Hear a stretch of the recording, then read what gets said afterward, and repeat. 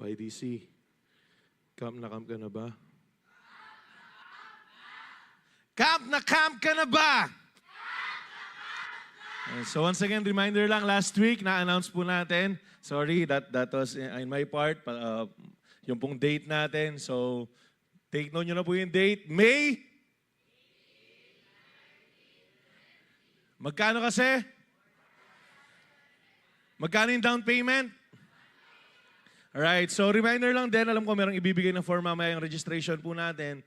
Na for example, kuya, nakapag-down na, nakapag-reserve na po kami, ano po yung next gagawin? Paano kung nagagastos ko palagi yung pera? So meron po silang bibigay mamaya sa inyo para pwede po kayong manghulog. Kagaya ng ginawa natin before, kapag for example, nakaipon ka ng 200 this Saturday, pwede mo nang ibigay doon para hindi na tayo mabigla doon sa camp fee. Kuha?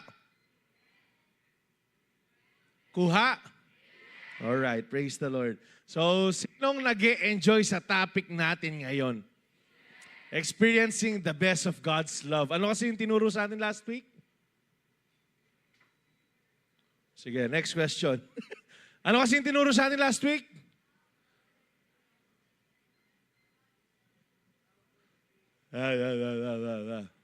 Tayo nga kayo ulit. Sige, everyone, stand up. Tapos lahat po tumingin dito sa kaliwa ko. Sige, lahat tumingin po dito sa kaliwa ko. Sige, go. Yan. Tapos stretch yung mga kamay nyo. Yan, masahihin mo yan. Sige. Yan. Yan, massage mo yan. Yan. Gisingin mo, inaantok eh. Kaka-start pa lang, inaantok na eh. Oh, kabila naman, kabila. Kabila naman, kabila. O, ganti ka. Siyempre, mas masarap na masahe. Alright. Ayan, ngayon pakitanong, nagising ka na ba? Oh, sige, palakpakan natin ng Lord, sige. Then, makakaupo na po tayo. And ito. YDC. Mabilis lang tayo ngayon. So, I hope makinig tayo ng maayos. No, we will listen to the word of the Lord. So, ito po yung topic po natin for today. Experience the best of God's love with an obedient heart. Lahat ng mga sumusunod, magsabing amen. Lahat ng obedient, magsabing amen.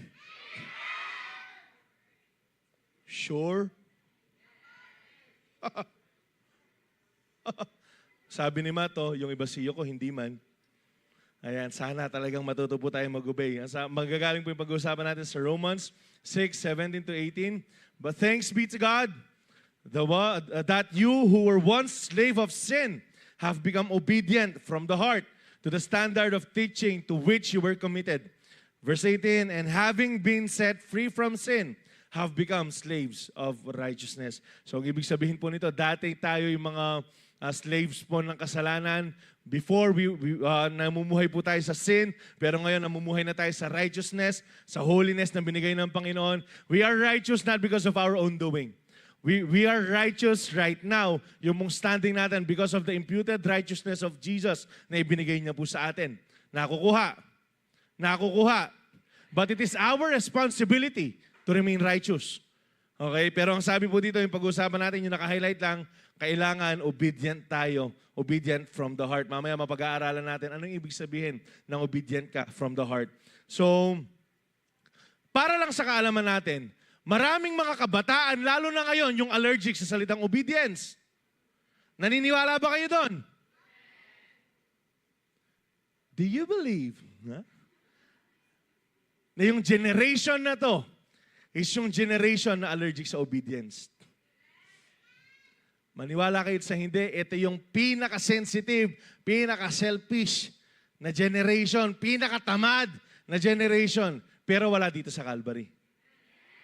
Ayan, kapag ganyan, gusto nyo no? Kapag naitataas kayo, alright? So, ang sabi dito, nag-o-obey ka ba sa parents mo, sa leader mo, sa teacher mo, sa boss mo, or to anyone na nasa taas sa'yo? Nag-o-obey ka ba because kailangan lang, o nag-o-obey ka kasi gusto mong papurihan ng Panginoon? Kailangan po natin i-assess yung buhay po natin. Though mamaya, meron akong babanggitin na verse, pero yung obedience po ba natin, is it out of responsibility or it is out of our love for our God? Kasi pakatandaan po natin to, kung sino man yung nag-handle po sa atin, kung sino man yung nakapatong sa atin, like our parents, our leaders, our pastors, our bosses, kung sino man yan, we are to obey. Because as we obey them, nag-obey na rin po tayo sa Panginoon. Kaya nga yung question dito, nag-obey ka nga, ang tanong, yung obedience ba, is it out of pressure? Or is it out of our love for our Lord? At ito ba yung pangit? Pakisabi, pangit. Huwag mong titignan yung katabi mo ng ganyan. Ito yung pangit ngayon. Yung obedience ng generation na to, nakabase sa mood. Magugas ka ng plato doon. Ma, huwag mo muna akong kakausapin. Huwag mo muna akong kakausapin. Bakit? Na paano ka? Ma, hindi ako nire-replyan. Yung mga nag-aatik do 12, bumili ka nga ng toyo doon. Stop, please. Not today. Bakit? Nag-break si Kim Jong-kook at saka si Kim Jong-jing. Kakaki-drama nyo yan. Alam nyo ba, sobrang pangit ng obedience kapag nakabase siya sa mood. Kasi bakit? Merong mga pagkakataon na hindi ka okay. So ang ibig sabihin, kapag hindi ka okay, hindi ka na mag-o-obey. Are you there? Realidad lang ba? Pakisabi, real talk. Real talk lang ba? Pero ngayon mapag-uusapan po natin, ano nga ba yung ibig sabihin ng nag-o-obey tayo from the heart? And I hope sa atin pong lahat, mabago, matransform yung puso't kaisipan po natin regarding obedience, lalo na sa ating pong Panginoon. So experience the best of God's love with an obedient heart. Therefore, obey from the heart immediately. Pakisabi, immediately. Wala nang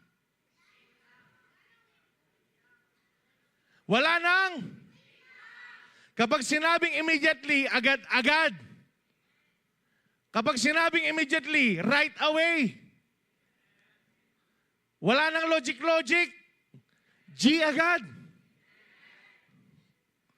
Pakitanong muna yung katabi mo, willing ka na bang sumunod sa Panginoon immediately? Hintayin mong sumagot. Dapat yes yung sagot niyan. Magpe-February 14 pa mo next week. Tignan natin yung mapag-uusapan natin ngayon. Obey immediately. Ito po yung ibig sabihin niyan. Obey God right away with a heart that agrees and acts fast. Walang delay. Walang wait lang. Walang mamaya na. Walang tsaka na lang. Agad-agad. No second thoughts, just immediate yes. Ito po yung meaning po niyan. So, kapag alam mong merong pinapagawa ang Lord sa'yo, ano yung response po natin? Yes, Lord. Yes, Lord. Naiintindihan niyo ba yung kanta na yun? Alam ko, naitanong ko na sa inyo to eh. But do you really understand yung kanta na, yes, Lord, yes, Lord, yes.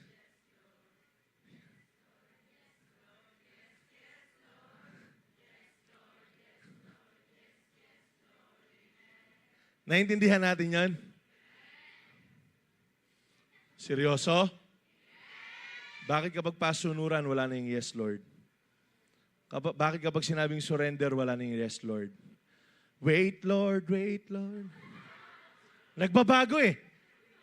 Kasi yung pagsunod natin, tinitingnan natin yung sarili, hindi yung Diyos eh. Nakukuha po natin, ito yung isa sa mga pinakapaborito kong kwento, the story of Abraham. Noong pong tinest ng Lord yung kanyang faith, basahin po natin sa Genesis 22, verse 1 to 3. Sometime later, after pong listen to this, ito po yung story. After maghintay ni Abraham for how many years? More than 25 years na mapunta sa kanya si Isaac. Nung lumalaki na si Isaac, ito po yung katuloy ng kwento na yan. Imagine, after waiting for so long sa pangako ng Panginoon, then ito yung ipapagawa ng Lord sa kanya. Sometime later, God tested Abraham's faith. Abraham, God called. Yes, he replied, here I am. Take your son, your only son, yes, Isaac, whom you love so much, and go to the land of Moriah. Go and sacrifice him as a burnt offering. Imagine this, once again. Just try to imagine this. That you are praying for something. That you are praying for so long. Tapos biglang sasabihin ng Lord sa'yo, i-surrender mo yan sa akin. Uy, yes, Lord pa ba? Oh, wait, Lord na. which I will show you. The next morning, Abraham got up early. He saddled in his donkey and took 2 of his servants with him, along with his son Isaac. Then he chopped wood for a fire, for a burnt offering, and set out for the place God has told him about. Ito yung, there was this parang school of thought na nagsasabi na kaya daw nagising ng umaga si Abraham kasi hindi daw siya nakatulog. But it is not biblical.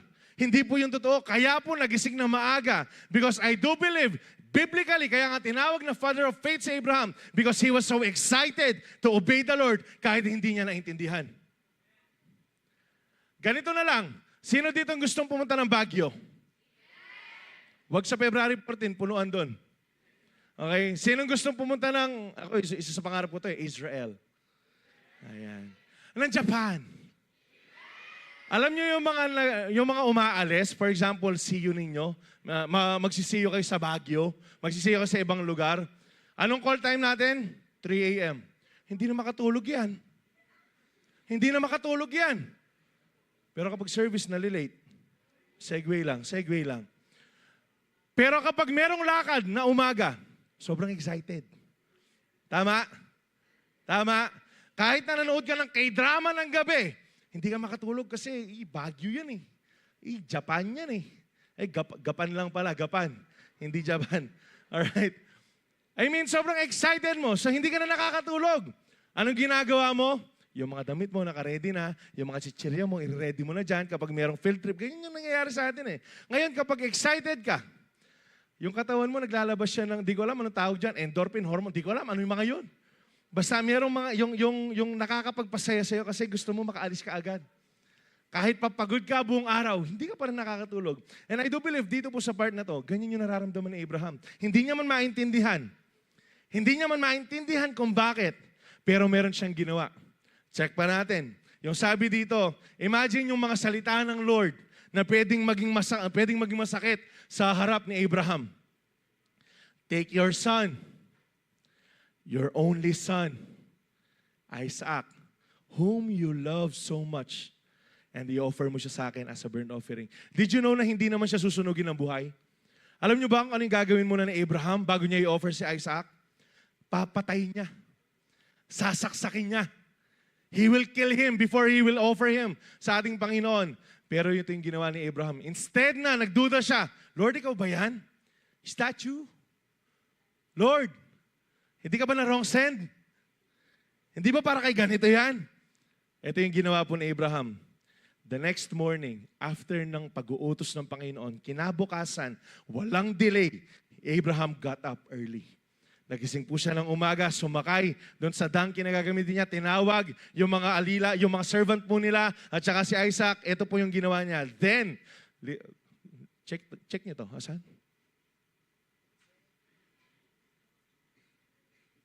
Then, hindi ko makita. Ang laki pala dito paglakat na. Ayan, then, ang sabi po dyan, hanapin niyo na lang. He chopped wood. Ito. Tingnan mo, Kulaw. Imagine this. Kung nagbubuisit si Abraham sa pagsunod sa Panginoon, kung gusto niyang ma-delay yung pagsunod sa Panginoon, ang gagawin ni Abraham, mananatili siya sa kwarto niya. But very early in the morning, he got up, he saddled in his donkey, and then he chopped wood. Nakikita niyo po yung ibig ko sabihin? Pwede siyang mangutos na lang. Pwede niya sabihin sa mga servant niya na, o sige, kayo na yung magano ng mga kahoy. Pero anong ginawa niya? Siya mismo po yung nagtrabaho. Kasi bakit? Alam niya na yung gagawin niya, sacrifice para sa Panginoon. Kasi gagawin niya para sa Lord, hindi para sa Kanya. Are you there? Are you there? Imagine, biblical din to eh. Ang sabi ng 2 Samuel 24:24, I will not offer to the Lord that will cost me nothing. Imagine yung pwedeng sakit na nararamdaman ni Abraham, but he willingly obeyed the Lord. He joyfully obeyed the Lord. Agad-agad nag-obey po siya sa Panginoon. Kasi bakit? Kilala niya kung sino yung Diyos niya. Kilala niya kung sino yung nagpagawa sa kanya ng bagay na to. Ang sabi po dito, Abraham did not negotiate with God. Hindi po siya nakiusap sa Lord na, Lord, pwedeng bigyan mo muna ako ng 10 years pa? Lord, pwedeng bigyan mo muna ako na kahit 1 year na lang para enjoyin ko lang yung anak ko. Wala pong ganun kay Abraham. Ano pong meron si Abraham? Immediate obedience. He did not delay for emotional preparation. Lord, teka lang, i-ready ko lang yung sarili ko. Lord, teka lang, bago kami maghihiwalay nito, enjoyin ko muna yung moment. O, wag niyo muna yan sa love life. Mamaya ako titirahin yung love life. He did not wait for a clearer, ang sabi po dito, clearer explanation. Kasi nga, hindi niya alam fully bakit, but he just obeyed the Lord. Hindi niya maintindihan. Bakit mo ipapasurrender sa akin yung sobrang tagal kong pinanalangin? Pero anong ginawa lang ni Abraham? Walang tanong-tanong, walang delay-delay, sumunod agad. Alam niyo ba kung gaano katagal yung travel time? From nasan sila to Mount Moriah? It will took them 3 days. Doon sa first day, pwedeng, sige, go pa. Sa second day, oh Lord, baka wag na lang. Kasi nakwento nga po sa amin ni Pastor Manny ito, siguradong along the way, nag-uusap sila ni Isaac. Baka sinasabi ni Isaac sa kanya, Dad, alam mo, Dad, ganito ganyan, ito yung nangyayari sa akin. And then shouty, no? Ito yung ginagawa ko ngayon. Alam mo yung nagkukwentuhan sila? So it will be harder for Abraham, supposedly. Pero dun sa 3 days na yun, wala siyang ginawa para mag-disobey siya sa atin pong Panginoon. Ano lang ginawa niya? Sumunod lang siya sa Panginoon. Ngayon, tatanungin ko kayo ulit, kagaya ng tinanong ko kanina. Kapag ba mayroong pinagawa ang Lord sa inyo, susunod kayo? Sure. Nasa season tayo na buong mundo nagse-celebrate ng Valentine's Day. Next week, Sabado yan, pag wala kayo dito. Pag nakita ko kayo doon. Hindi, Hearts Day. February 14. Magpo-post ka na naman sana all may flowers. E di bili ka! Usaping love life. Na naman. Na naman. Willing ka bang mag-surrender kapag sinabi ng Lord, surrender mo yan? Tignan nyo, bawas na. Tignan nyo, bawas na. Alam nyo ba, take note, listen to this. It's not easy to surrender. Real talk. It's never been easy na mag-surrender po tayo, lalo na kapag pinapasurrender ng Lord. But take note of this, it's always worth it. It's always worth it. Hindi ipapasurrender ng Lord yung makakabuti para sa'yo.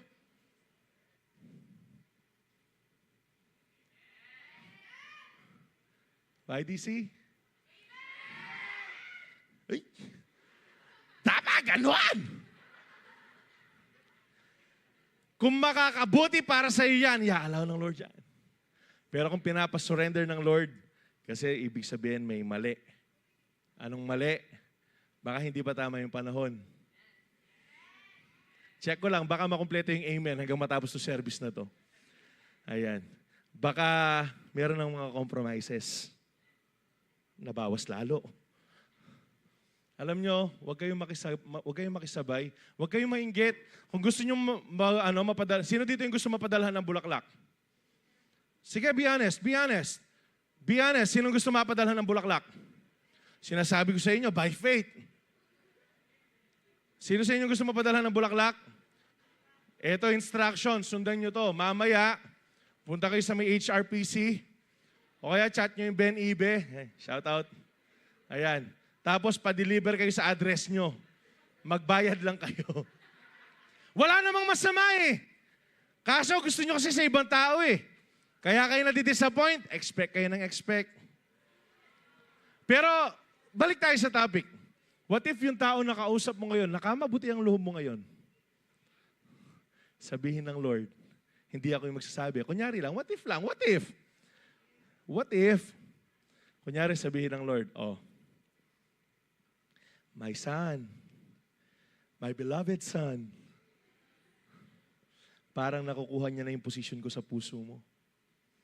Gaano ka kawiling ibigay siya sa akin? Paano kaya tayo susunod? Lord, pinag-pray ko to, Lord. Lord, hindi ko maintindihan. Hindi natin kailangan maintindihan ang kailangan natin sumunod. Hindi natin kailangan maintindihan. Ang kailangan lang po natin sumunod. What if sinabi ng Lord sa'yo, sige, alis tayo sa love life muna. Lalimin natin ng konti. What if sinabi ng Lord sa'yo, anak, di ba love month? Tayo naman, araw-araw, sineselebrate natin yung love ni Lord eh. Amen? Pero what if sabihin sa'yo ng Lord, sige na, patawarin mo na yung taong nakasakit sa'yo. Ano sasabihin mo? Lord, masakit eh. hindi tinatanong ni Lord kung gaano kasakit. Ang sinasabi ni Lord, anak, magpatawad ka. Magpapatawad ka ba?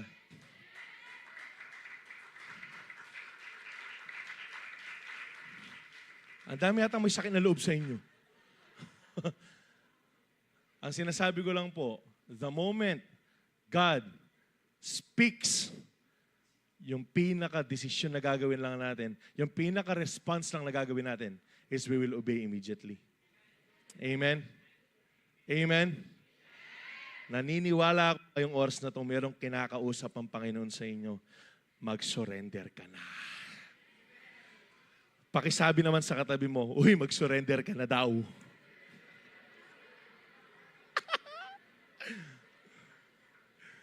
Buti yan, di ako yung mag-preach last week eh. Ay, next week, sayang. Delayed obedience is often disguised as disbelief. Alam nyo ba kaya merong mga tao na hindi agad-agad sumusunod kasi hindi sila agad-agad nagtitiwala sa Diyos? Listen to this. Delayed obedience is often disguised as disbelief.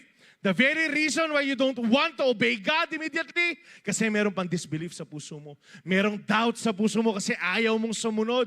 Kasi bakit? Hindi ka nagtitiwala na merong kayang gawin ng Diyos sa buhay mo. Lord, ayokong isurrender tong tao na to. Paano yung God's best na para sa'yo? Paano yung nakaready ni Lord na para sa'yo? Lord, ayokong magpatawad. Paano yung peace na gustong iparanas ng Lord sa'yo?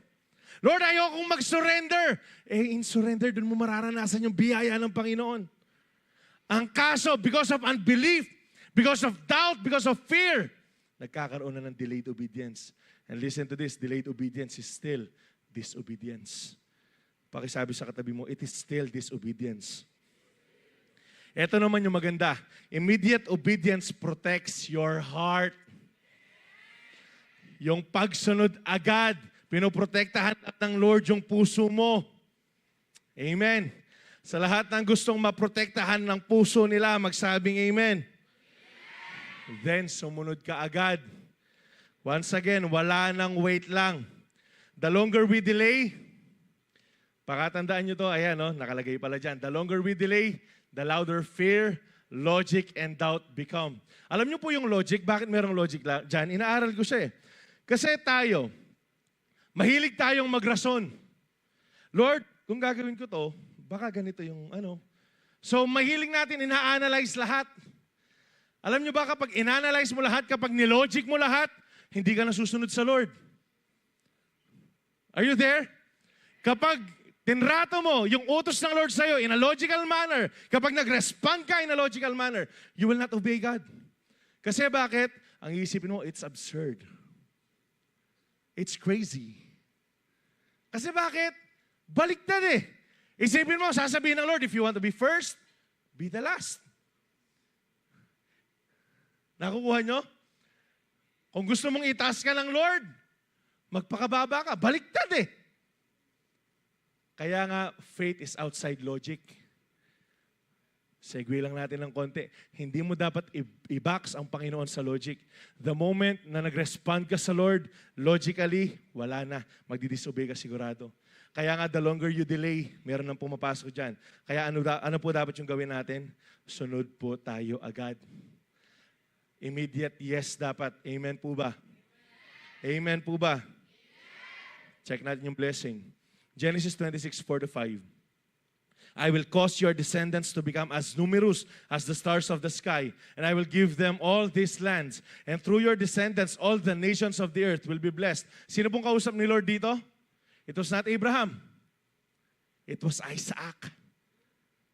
Si Isaac yung kausap ng Panginoon dito. Check natin. I will do this because Abraham listened to me and obeyed all my requirements, commands, decrees, and instructions. Pinagpapala ni Lord si Isaac. You know why? Because Abraham obeyed. Ano pong sinasabi nito? Sa pagsunod mo na pagpapala yung pamilya mo. Sa pagsunod mo, yung pagpapala, umaagos sa pamilya mo. Sino ditong ma-bless yung family? Sumunod ka. Pakisabi sa katabi mo, sumunod ka. Pero check natin yung naka-highlight. I will do this because Abraham listened and obeyed. Alam nyo ba, it takes You need to be intentional in listening sa word ng Panginoon.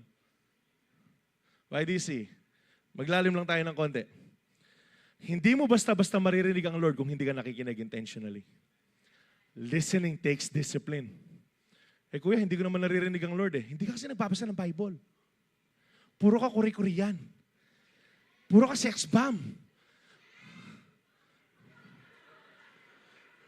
Uy, ira namin yung sex bomb, ha? Puro ka bini. Puro ka buni.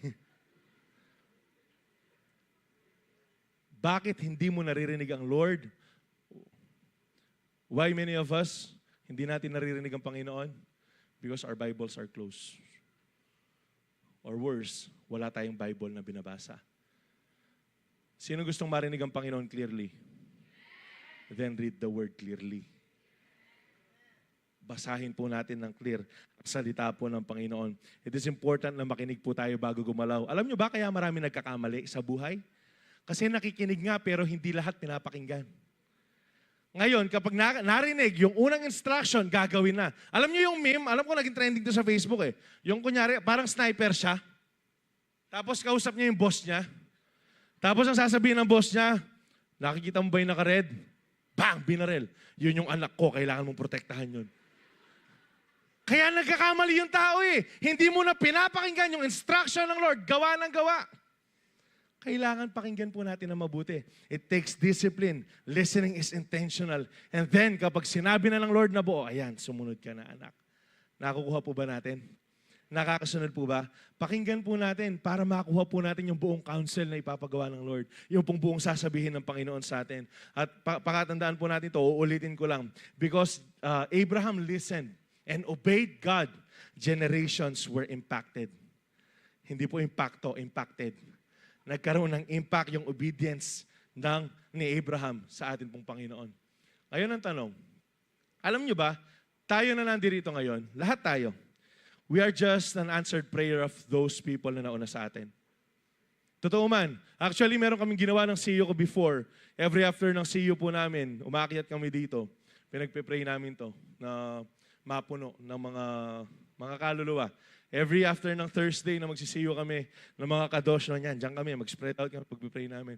And then later on, I found out na meron palang isang taong gumagawa ng way back. Na meron palang isang tao, ang gagawin niya, every day, pupunta siya dito para maipag-pray. Yung mga pews na yan, para mapuno. And alam nyo, hindi pa lahat ng service, but praise God, meron ng mga services na napupuno na tayo dito. Anong pong ibig sabihin yan? Answered prayer yan.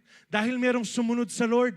Dahil merong sumusunod sa Panginoon. Ang sinasabi ko lang po dito, kaya nararanasan natin yung pagpapala ng Lord kasi merong unang sumunod. Ngayon, ang tanong, gusto mo ba kung hindi pa darating ang Panginoon, maranasan pa ng next generation? Sumunod tayong lahat. Amen.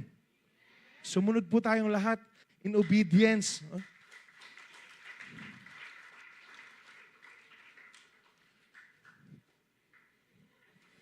In obedience po, meron tayong ginagawa para sa next generation. Lalo na para sa family mo. Sino dito gustong maligtas yung family? Taas ang kamay. If you want your family to experience the salvation of the Lord, you obey. You obey. Meron pong gagawin ng Panginoon. Blessings flow to you and future generations when you obey God with all your heart. Pakisabi, all your heart. Ito po yung panalangin ni David. Kausap po niya ang ating Panginoon sa Psalms 119, 57-60. Lord, you are mine. Ang sarap nito. Lord, you are mine. Hindi po selfish si David. Sa akin lang si Lord, hindi siya sa inyo. Hindi. Actually, it speaks loudly about intimacy. Na Lord, sa akin ka, sa iyo ako. Kaya kaku ka. Sabihin niyo yun sa Lord, wag sa tao. Wala tayong pagmamayaring tao dito. I promise to obey your words. With all my heart, I want your blessings. Sinong gustong blessing ng Lord? Yan yung gusto ko. Magtaas ng kamay. Yan Dati kasi meron tayong maling mindset Hindi, dapat kapag sumunod ka, huwag mong tingnan yung blessing. Okay lang tingnan yung blessing. Walang hypocrisy doon. No hypocrisy detected. Kasi gusto naman natin lahat ng blessing Sinong ayaw ng blessing, magtaas ng kamay? Di ba? Wala. Sinong gustong blessing, magtaas ng kamay? And it's okay. It's okay. Don't be too hard on yourself. Huwag ka masyadong ano dyan. Be merciful as you promise. I pondered the direction of my life. Ito yung isa sa mga kailangan natin gawin. YDC. Hindi, huwag kayo lumapit. Makinig lang kayo. Lumapit kayo lahat no? Listen to this. Ito yung ginawa ni David. Habang kausap niyo yung Panginoon, na inaano yung intimacy ni David sa ating Panginoon. Tapos merong pangakong binitawan si David. Alam niyo kung bakit napunta doon? Kasi ito yung ginawa ni David. I pondered the direction of my life. Nagkaroon ng assessment. Alam niyo kaya hindi nag-i-improve yung isang tao, hindi siya nag-a-assess. Are you there?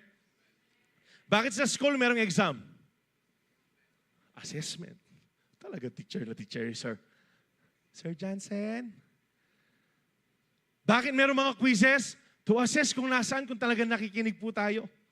Alam nyo ba, para mag-improve tayo sa buhay, kunyari, mamayang gabi, after the service, you will go home, bago ka mag-cellphone, bago ka mag-binge watch, sana wala na nagbi-binge watch sa atin, bago mo gawin yung mga dapat mo gawin, kausapan mo yung Lord, and then mag-assess ka, Lord, ano po yung tinuro mo sa akin ngayong araw na to? Ano po yung pagkakamaling nagawa ko ngayong araw na to? Ito yung sigurado ako, kapag ginawa mo yon, tapos nagpabago ka sa Lord, kinabukasan you'll be better version of yourself. Kaya walang growth kasi walang assessment. Go with the flow lang. Mahirap po yun. Mahirap po yun. Hindi, matutulog. Bukas, ganyan naman. Hindi. Listen to the Lord. Kapag nag-assess ka, makinig ka sa Panginoon. Siguradong meron po siyang sasabihin. And I turned to follow your laws. Ito yung decision after ng meditation, after ng assessment. Susunod ako sa mga sinasabi ng Panginoon. Verse 60, check nyo to. I will hurry. Pakisabi, I will hurry. Without delay. To obey your commandments. Commands lang, hindi ka nagbabasa. Sine-check ko lang kung alerto ba kayo. Ang sinasabi ko dito, after ng ginawa ni David, ng pakikipagniig ni David sa ating pong Panginoon, ito yung sinabi niya, Lord, susunod ako, magmamadali ako sa pagsunod sa inyo. Hindi ko po i-delay yung pinapagawa niyo sa akin. Susunod ako sa iyong mga kautusan.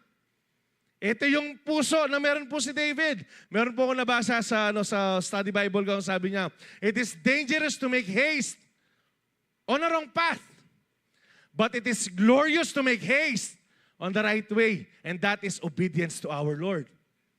Are you there? Sobrang dangerous po ng nagmamadali. Bakit? Lahat na nagmamadali, nagkakamali.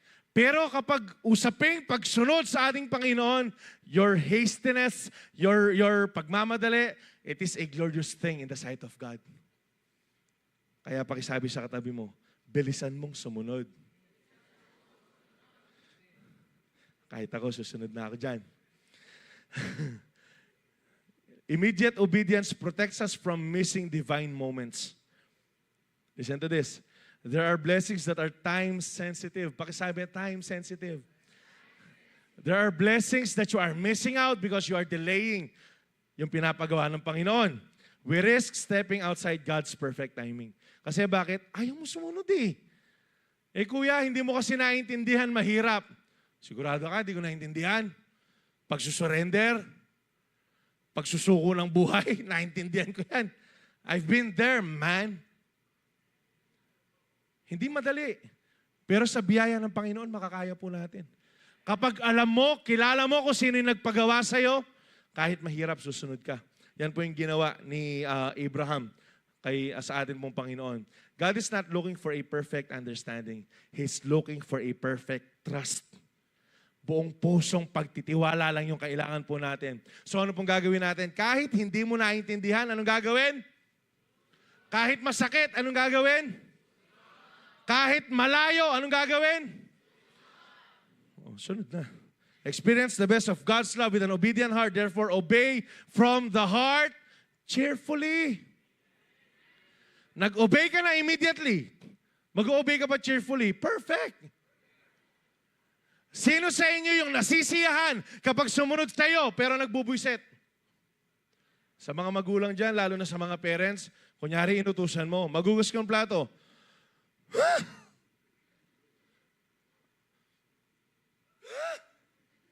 Hindi man ako kumain dito. Relate? Hindi na nga umakain ako, may nangungat. Hindi naman ako nagsuot, pero ako naglalaba. Meron akong ribat. Pakisabi, ribat. Hindi naman ikaw nagtatrabaho, bakit ka kumakain sa bahay nyo?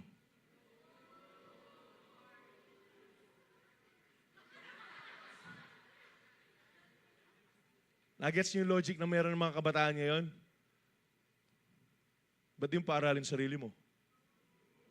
Ba't yung magpatay yung bahay mo? Ang sinasabi ko lang, meron nga sa atin sumusunod, pero hindi sumusunod cheerfully. Merong pagdadabog, merong pagrereklamo, merong pagkukumpara. Hay, ngayong oras na to mawawala yan. Ang sabi dito, to obey God from the heart cheerfully means obeying God with a happy and willing heart. You're not grudging or reluctant, you're all in. Pakisabi, all in. Joyful about doing what God says. Yung kwento po dito si Mary, ang sabi ng Luke 1:38, and Mary said, behold, I am a servant of the Lord, let it be to me according to your word.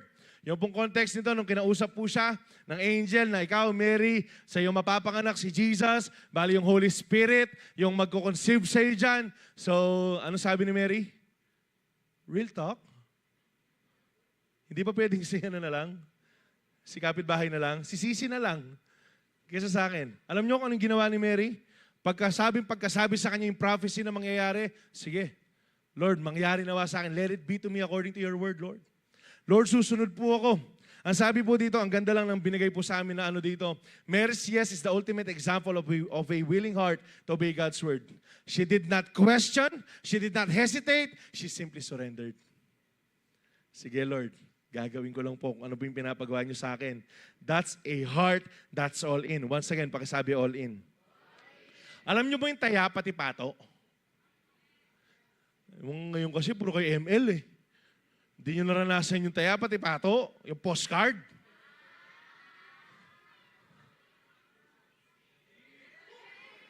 Kailangan may pitik yun eh. Kapag sinabing taya pati pato, pati yung ginagamit mo, nakataya na yan. Ang ibig sabihin, sa konteksto mo na to, ang sinabi ni Mary, buong buhay ko itataya ko dyan, mag-yes ako dyan. Susunod ako buong buhay. Ganun po yung all-in. Meron kasi ang alam na all-in sa sugal eh, pero hindi ko nagagamitin yun. Kapag sinabing all-in, lahat-lahat ng meron ka, ilalagay mo po dyan. All-in na eh. Kasi bakit? Sa human perspective, ang sabi dito, pwedeng mag-struggle si Mary. Pwedeng isipin ni Mary yung sarili niya. Bakit ko gagawin to? Hindi pa kami kasal. Masisira yung dignidad ko. Take note, sabi ng mga theologians, Mary here, nasa 15 years old pa lang. Pero sinabihan siya ng ganito. Hindi pa sila kasal na nagsasama ni Joseph. So basically, virgin talaga si Mary dito. Tapos bigla siya mabubuntes, magkakaanak. Itinayan ni Mary yung buong buhay niya. Sumunod siya sa Panginoon. Yun yung all-in. Yun yung sumunod siya na merong kagalakan sa kanyang puso. Pakisabi sa katabi mo, sumunod ka ng masaya. Huwag kang magdabog. Cheerful obedience flows from knowing God's character. Ang sabi po ng sagot ni Mary, let it be. Mangyari nawa. Kasi bakit? Kilala din ni Mary kung sino yung nag-utos sa kanya. Kilala din ni Mary kung sino yung nagbigay ng pangako sa kanya. Kaya nga sumunod lang siya na mayroong kagalakan sa atin pong puso. Ang sabi po dito, sa pagsunod, mayroong pagpapala. Tama. Ngayon, check natin to. 2 Corinthians 9:6-8. Remember this, a farmer who plants only a few seeds will get a small crop. But the one who plants generously will get a generous crop. Ito yung context. So kung gusto mo daw umani ng marami, magtanim ka ng? You must each decide in your heart how much to give. And don't give reluctantly or in response to pressure. Huwag ka daw magbigay na ng pipilitan. Ang sabi dito, for God loves a person who gives cheerfully.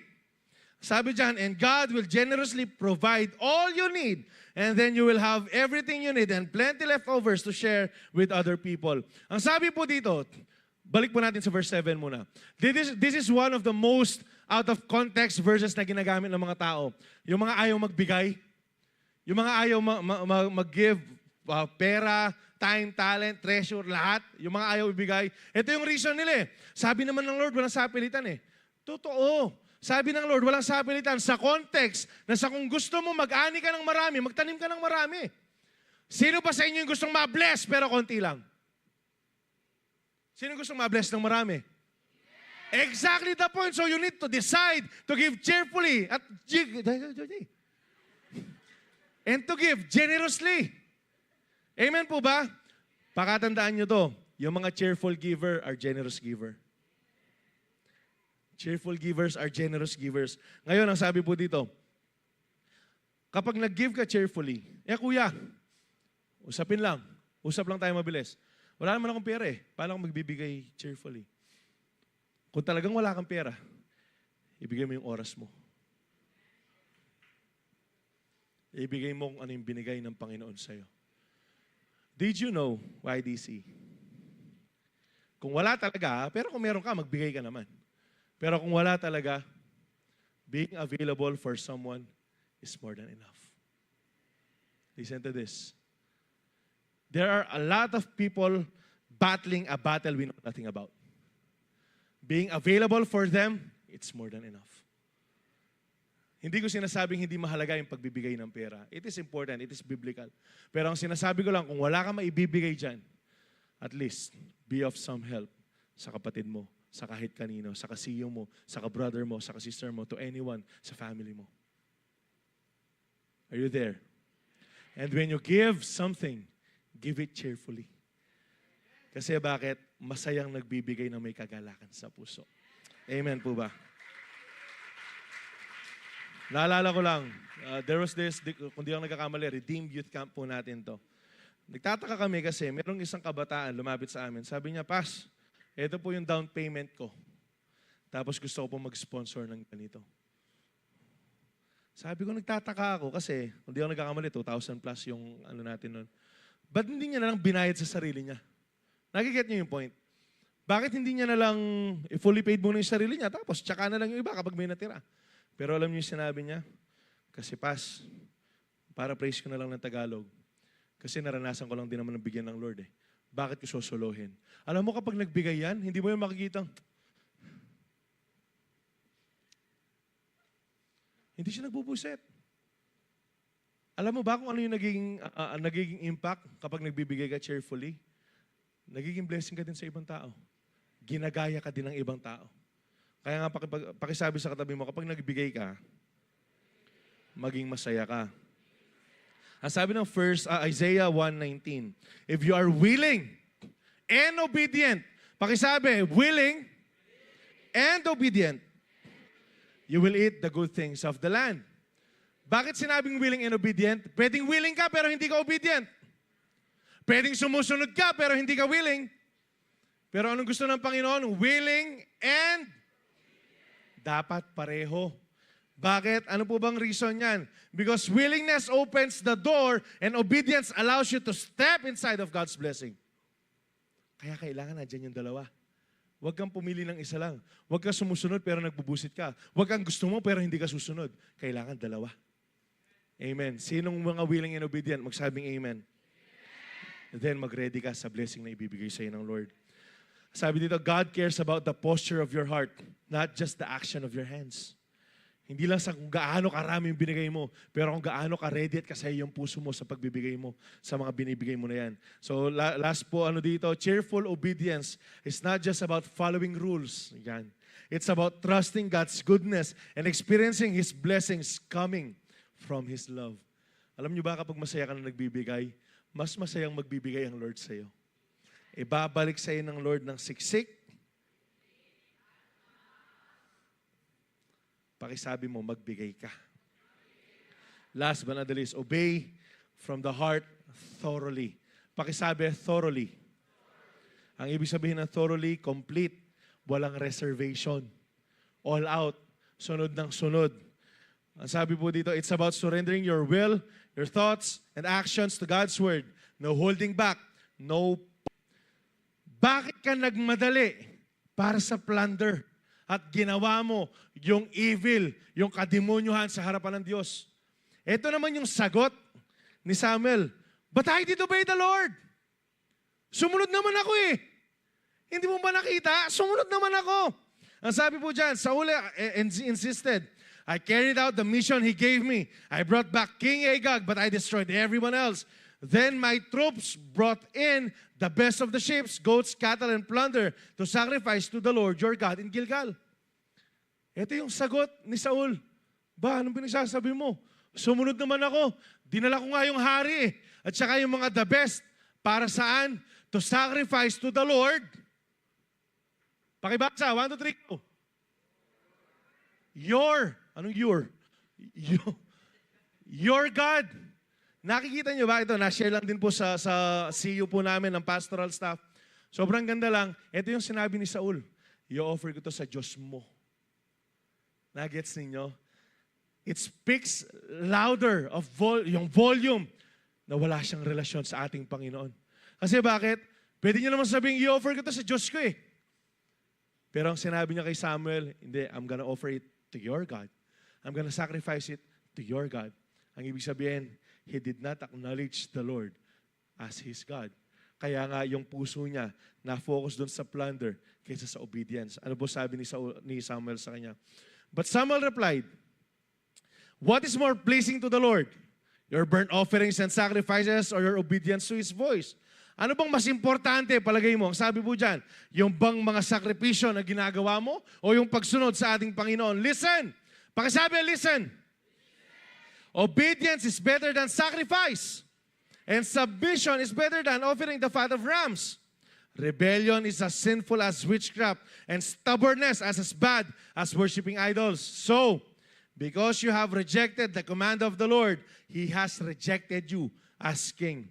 Ito po yung nangyari. Ito yung sinabi. Sumunod ka. Paraphrase lang natin. Ito yung sinabi ni Samuel kay Saul. Sumunod ka. Dahil sumunod ka nga, pero partially. Check natin. Ano bang mas mahalaga sa harapan ng Panginoon? Yung sumusunod ka? Yung nagsasacrifice ka? O yung sumusunod ka ng buong puso? Yung sumusunod ka na merong kagalakan. Yung sumusunod ka agad-agad. Ang sabi po dito, makinig ka. Obedience is better than sacrifice. Hanggang ngayon, importante po to. Why do you see? Listen to this. Up until this very moment that we are in today, this is very important that obedience is better than sacrifice. Paulit-ulit kong sinasabi sa inyo, even na magpapako ka sa krus at sabihin mo para to sa mankind, it will not do any good. Kahit pa ibigay mo yung lahat na meron ka, pero hindi ka sumusunod, wala rin kwenta po yung bagay na yan. Kahit pa active ka, magtatatalon dito sa church, magtatataas ng kamay, pero kung simpleng paghugas lang ng plato, hindi ka sumusunod, null and void. Are you getting my point? Ang sinasabi ko lang, kung mabait ka dito, maging mabait ka sa bahay. Kung sumusunod ka sa leader mo, sunod ka sa pamilya mo. Amen. Di ang alwakya kayo, no? Bisang sunod. Obedience is better than sacrifice. Ang pangit tignan, masipag ka sa church, tamad ka sa bahay. Blessing ka sa church, curse ka sa family mo. Come on, man. May echo. Listen to this. Obedience is not, sorry. Rebellion is as sinful as witchcraft. Listen to this, kapag hindi mo ginawa fully yung pinapagawa ng Lord, it is rebellion in the sight of the Lord. So, nagre-rebelde ka na. At kapag nagrebelde ka, para ka nag-witchcraft. And stubbornness as bad as worshiping idols. Sa lahat ng matigas na ulo na binago ng Lord, magsabing amen. Praise God, madami nang binago yung Panginoon. Pero meron pa natira. Pabago po tayo sa Panginoon. Kapag pala matigas yung ulo mo, matik hindi ka agad susunod. Kapag hindi ka sumunod, nagre-rebelde ka. Pag nagre-rebelde ka, para ka nag-witchcraft at ayaw lahat ng Lord yan. Ano pong gusto ng Lord? Obedient lang. Amen po ba? Sa lahat ng obedient, magsabing amen. Obedience is not just about doing most of what God says. It's all about honoring all of what God says. Hindi yung ginawa mo naman yung 99%. Hindi, ibigay mo 100%. Ang gusto ng Lord, buo. Kaya nga in surrender, hindi nire-require ng Lord yung 50% surrender eh. Hindi nire-require ng Lord yung 90% surrender. Alam nyo kung ano nire-require ng Lord? 100% surrender. Amen ba? Palagi ko itong sinasabi sa inyo, sinurrender mo nga, chinat mo naman. Dinilit mo nga yung contact, memorize mo naman yung number. Susunod na ako sa Lord ng konti. Nakukuha nyo? Meron pa rin participation. Hindi, kailangan thoroughly. Kailangan completely. Kailangan walang reservation. You know why? Because partial obedience is self-directed obedience. Ano pong ibig sabihin ng self-directed obedience? Nag-o-obey ka kasi meron kang gain. Hindi ka nag-o-obey fully sa ating Panginoon. Are you there? Nag-o-obey ka kasi nagbe-benefit ka. Kaya ka lang sumunod kasi ito lang yung madali, pero pag masakit na, ayaw mo na. Ang sabi po dyan, God measures obedience by faithfulness, not by intentions. Maraming gusto pero hindi lahat sumusunod. Maraming gusto pero hindi lahat sumusunod. At ito yung isa sa mga nakita ko po na pwedeng maging aral po nating lahat sa naging buhay po ni Saul. What you leave undone can cost more than you do right. Check nyo to. What you leave undone can cost more than what you do right. Ano pong ibig sabihin yan? Kung sumunod ka na lang sana ng buo, di sana hindi ka na napahamak. Ito po yung sinasabi niyan. Kung nag-obey ka na lang fully, joyfully, immediately, cheerfully, ang sabi po niyan, sana hindi ka na nagkamali. Kasi bakit? Obedience is costly. Amen. And so is disobedience. Listen to this. Obedience, yung costly, obedience is costly. Sobrang mahal. Sobrang mabigat ng obedience. Tama. Kasi you have to do something na hindi ka naman sanay gawin. You have to surrender something that you've treasured for all your life. Pero disobedience will cost you more. Ano po yung naging cost kay King Saul? Ang sabi po ng pinaka-last part ng binasa po natin, so because you have rejected the command of the Lord, He has rejected you as king. Ito po yan, nasa bandang dulo po yan. Dahil hindi mo sinunod, dahil nireject mo, nireject ka ng Diyos. Ang ibig sabihin ko lang po dito, sa binasa natin, what you leave undone can cost more than what you do right. Sumunod ka na lang din, sumunod ka na ng buong puso. Nag-surrender ka na lang din, isurrender mo na 100%. And when I say surrender, I'm not just talking about love life. I'm talking about everything that God wants us to surrender. Amen ba? Huwag ka na magtira para sa sarili. For you to experience God's best sa buhay mo. Yung pong pag-ibig ng Lord na gusto niyang i-pour out sa atin, hindi po niya kailangan ng ways. Po ng Panginoon na pag-actionist. 100%. Surrender to the Lord 100%. Now, I'm not saying na madali, kasi nga alam kong hindi madali. I'm not saying na kailangan nyo gawin yan dahil I'm holier than you know. Because lahat tayo, everyday, meron po tayong sinusurrender sa buhay po natin. Maybe some of you, meron kang burden na sobrang bigat that you don't even know how to surrender this thing. Pero this is the moment that you are to surrender it to the Lord. You just need to lay that burden at the feet of the cross. And then leave it there. Baka meron sa atin, meron pa rin mga kasalanan na hindi kayang isurrender sa Panginoon. Now is the moment to do that. You just need to leave everything at the cross of Calvary sa paanan ng atin pong Panginoon. Kasi ang kailangan ng Panginoon, hindi 99% na puso. Ang gusto ng Panginoon, 100% na puso na susunod po sa kanyang kagustuhan. Ang tanong, kabilang ka ba doon? Ang tanong, kabilang ka ba doon?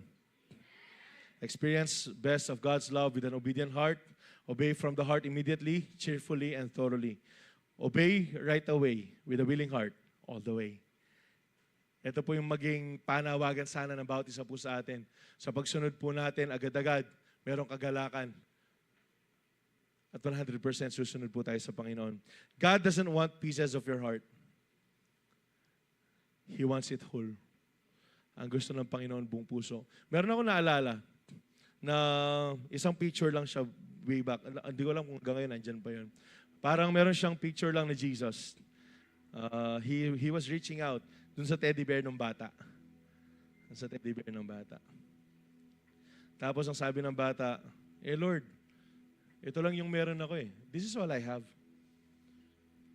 Ibibigay ko pa sa'yo. Hindi niya alam na kaya pala kinukuha ng Lord yung maliit na yun para bigyan siya ng malaki. And then meron naman ako nakita. Sabi niya, ibang ano naman siya, ibang post naman siya. Ang sabi niya, Lord, yung meron lang ako ngayon, yung puso na nasa akin. I don't have anything. I only have this heart of mine. Bigay yung 100% mo sa Panginoon. Yes, every one of us wants the God's best. Gusto natin lahat maranasan yung pagpapala, yung blessing, lahat na nakaredy sa atin ng Panginoon. But the question is, are you to surrender sa atin pong Panginoon? Baka po meron sa inyo, why would I surrender? Surrender means defeat, not in the eyes of the Lord. Surrender means victory sa harapan po ng Panginoon. When you surrender God, you will experience the peace that passes all understanding. When you surrender to the Lord, you will experience the blessing God intended for your life. When you surrender to the Lord, pinoprotektahan ng Panginoon yung puso na meron ka. Kaya kung gusto po nating maranasan yung pagpapala ng Panginoon, I encourage you, mag-surrender po tayo sa ating Panginoon. Can we stand up?